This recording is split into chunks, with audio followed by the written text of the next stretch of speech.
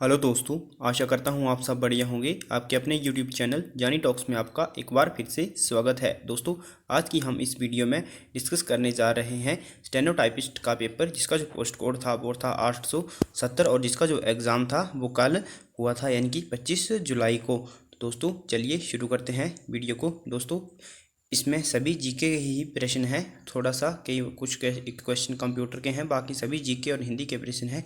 तो आज हम इसका पार्ट 1 डिस्कस करेंगे। अगर आपको पार्ट 1 पसंद आता है तो पार्ट 2 भी इसका बहुत जल्द लाया जाएगा। तो दोस्तों, फर्स्ट प्रश्न है, who was the deputy speaker of Lok Sabha. Lok Sabha के प्रथम डिप्टी स्पीकर कौन थे? तो दोस्तों, जो लोकसभा के प्रथम डिप्टी स्पीकर थे वो थे M.A. अयंगर। तो इसका जो ऑप्शन B होगा वो सही हो जाएगा। लोकसभा के जो प्रथम डिप्टी स्पीकर थे वो थे M.A. अयंगर। और दोस्तों, अगर बात करें लोकसभा के स्पीकर की, जो प्रथम स्पीकर थे वो थे G.B. मावलंकर।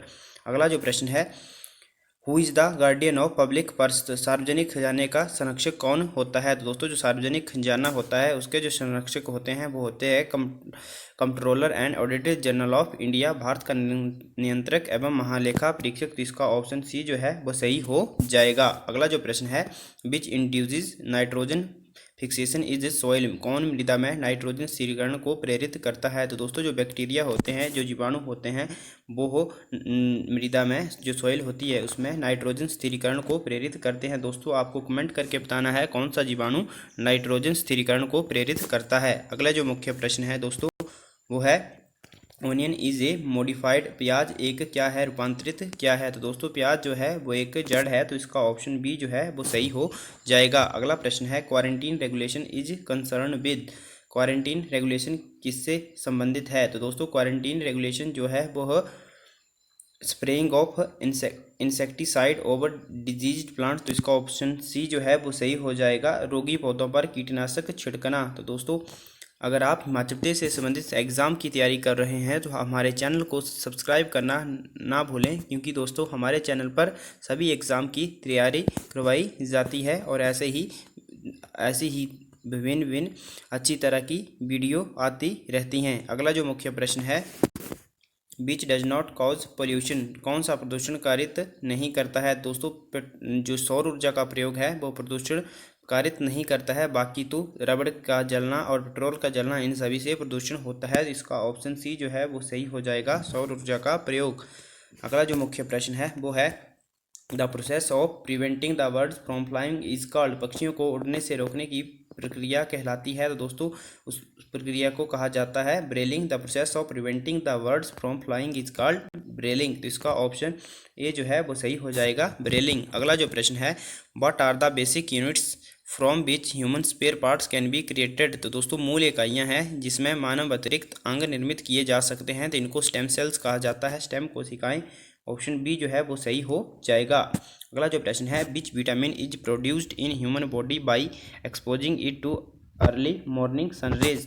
प्रातः काल में सूर्य किरणों के संपर्क में आने में मानव शरीर में कौन सा विटामिन उत्पन्न हो जाता है? तो दोस्तों, जो विटामिन D होता है वो इससे उत्पन्न हो जाता है। ऑप्शन D जो है वो इसका सही रहेगा। अगला प्रश्न है, milk converts into curd with the help of which enzyme. किस एंजाइम की मदद से दूध दही में बदलता है? तो दोस्तों, जो रेनिन एंजाइम होता है उसकी वजह से जो दूध है वो दही में बदलता है। और दोस्तों, दूध को जो दही जो जमता है उसमें एक जीवाणु पाया जाता है, लैक्टोबैसिलस। अगला जो मुख्य प्रश्न है वो है, in humans the sound is produced by. मानवों में जो ध्वनि है वो किसके द्वारा उत्पन्न होती है? तो दोस्तों, जो मनुष्य है उसमें जो ध्वनि है वो कंठ यानी कि लारिंक्स द्वारा उत्पन्न होती है। ऑप्शन B सही रहेगा। अगला जो प्रश्न है, which organ of the body never rest. Which organ of the body never rest. दोस्तों, ये जो इस बार जो क्वेश्चन पेपर आ रहे हैं वे पिंक कलर के हैं, पढ़ने में थोड़ी दिक्कत हो रही है।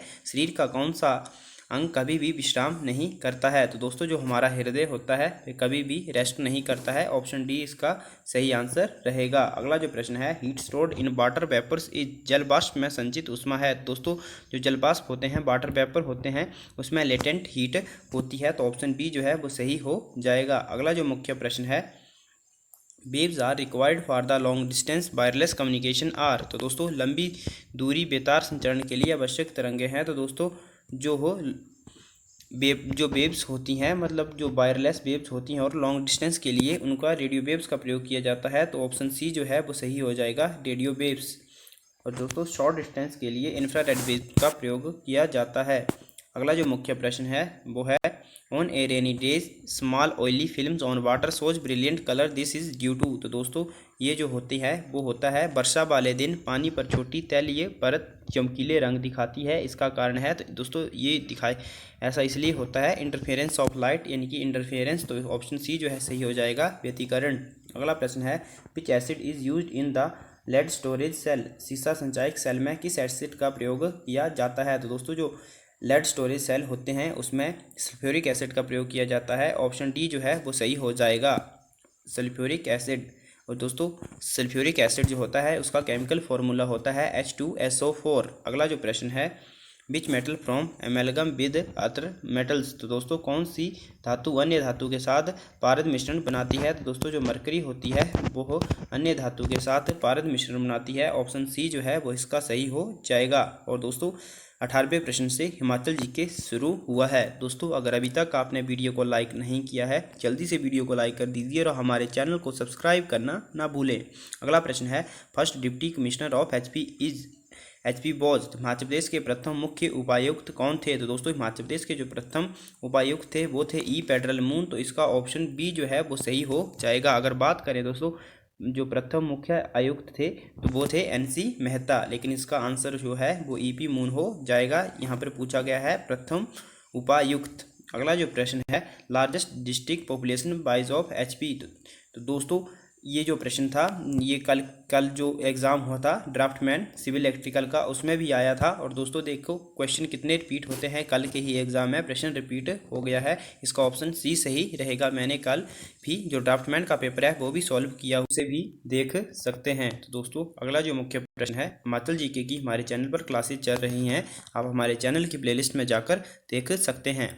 अगला जो प्रश्न है which district of HP has lowest literacy rate as per census 2011। तो दोस्तों 2011 की जनगणना के अनुसार चंबा जिले की जो साक्षरता दर है वो सबसे कम है, तो इसका ऑप्शन ए जो है वो सही हो जाएगा। अगला प्रश्न है डुग्गी जोत कनेक्ट्स भरमौर विद। तो दोस्तों जो डुग्गी जोत है वो भरमौर को किससे जोड़ता है। तो दोस्तों वो भरमौर को लाहौल से जोड़ता है, ऑप्शन ए जो है वो इसका सही आंसर हो जाएगा। अगला जो मुख्य प्रश्न है shrikhand mountain peak is located in which district of HP। तो दोस्तों जो श्रीखंड पर्वत चोटी है वो हिमाचल प्रदेश के कुल्लू जिले में है, तो इसका जो ऑप्शन बी है वो सही हो जाएगा। अगर दोस्तों आपको किसी प्रश्न में कन्फ्यूज़न होती है तो आप कमेंट करके बता सकते हैं। अगला जो मुख्य प्रश्न है बांदर घाटी is located in which district of HP। तो दोस्तों जो बांदर घाटी है वो हिमाचल प्रदेश के चंबा जिले में है, ऑप्शन ए जो है वो सही हो जाएगा। और दोस्तों जो रावी घाटी है वो भी चंबा जिले में है, और दूध और शहद की घाटी जो है वो भी चंबा घाटी को कहा जाता है। अगला जो प्रश्न है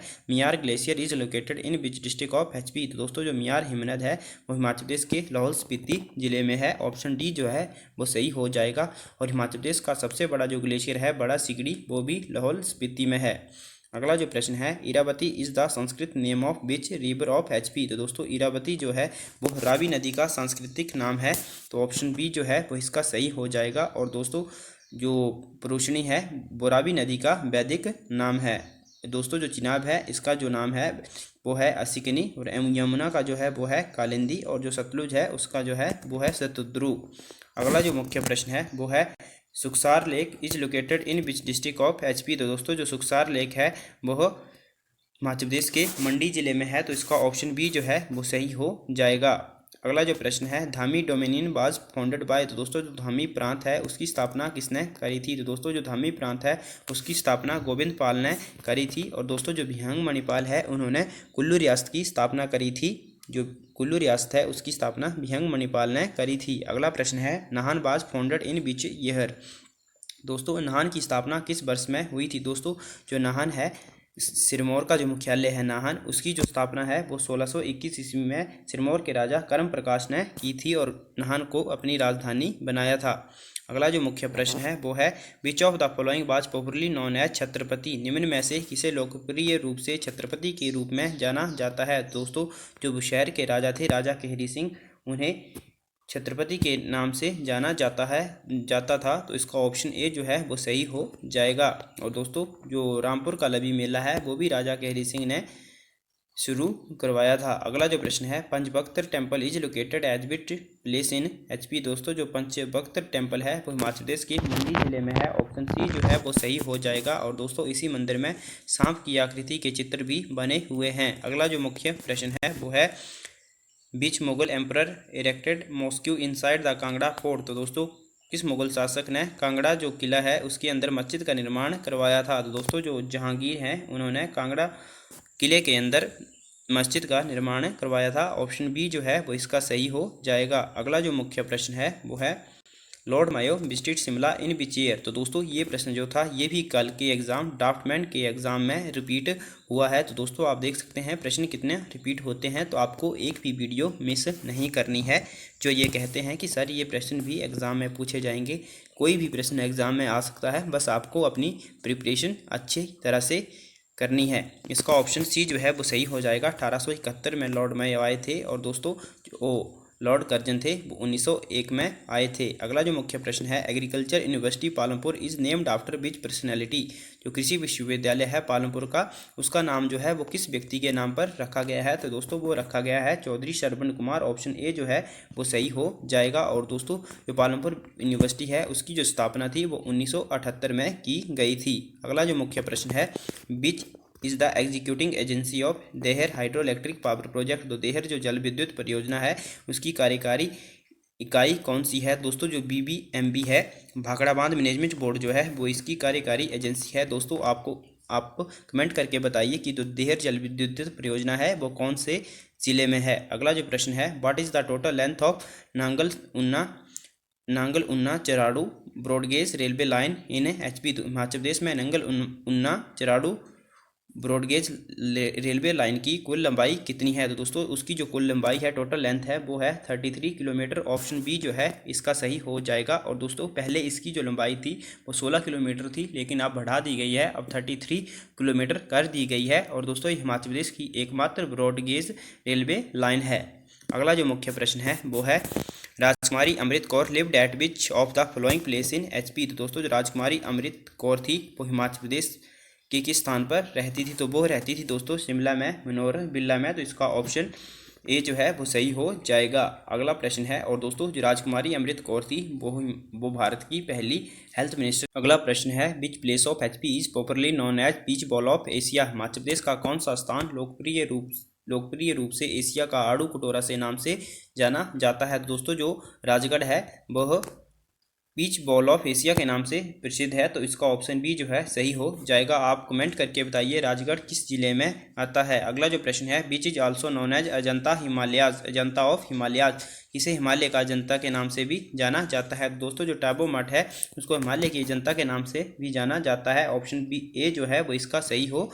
जाएगा। अगला जो मुख्य प्रश्न है वो है, high altitude training centre is located in which place of HP। दोस्तों जो हाई एल्टीट्यूड ट्रेनिंग सेंटर है वो हिमाचल प्रदेश के किस स्थान पर स्थित है। तो दोस्तों हाई एल्टीट्यूड ट्रेनिंग सेंटर जो है वो दोस्तों मैंने तो पढ़ा है कि शिलारू में स्थित है, शिमला के शिलारू में, जिसे Subhash Chandra Bose high altitude training centre के नाम से भी जाना जाता है। दोस्तों आप कमेंट करके बता सकते हैं कि इसमें इसका आंसर क्या रहने वाला है। वैसे मैंने जो पढ़ा है वो शिलारू पढ़ा था। अगला जो मुख्य प्रश्न है वो है, Laman is a love song of which valley of HP। Laman Himachal Pradesh की किस घाटी का प्रेम गीत है। तो दोस्तों जो लामन जो है वो हिमाचल प्रदेश की कुल्लू घाटी का प्रेम गीत है। ऑप्शन बी जो है वो इसका सही हो जाएगा। अगला प्रश्न है, Himalaya Parichay book is written by. Himalaya Parichay पुस्तक किसने लिखी। तो दोस्तों जो हिमालय परिचय पुस्तक है वो राहुल सांकृत्यायन ने लिखी है। इसका ऑप्शन डी जो है वो सही हो जाएगा। और दोस्तों एक और पुस्तक है हिमाचल प्रदेश परिचय, वो देवराज शर्मा द्वारा लिखी गई है।